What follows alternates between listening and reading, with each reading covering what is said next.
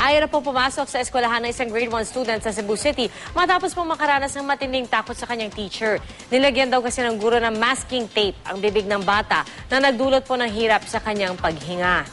Balitang hatid ni Alan Domingo ng GMA Cebu. Ano yung mother?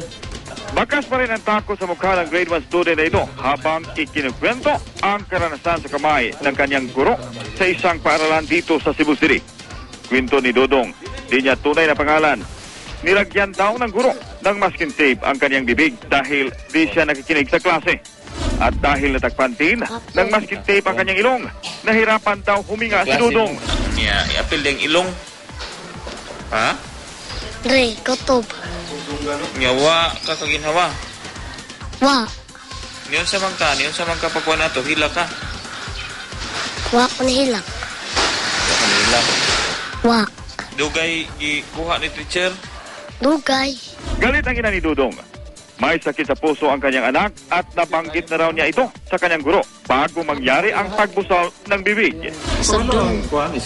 Kay balo kagid, tagaan ako medical certificate. Dala ng matinding takot, ayaw na raw pumasok sa klase ni Dodong.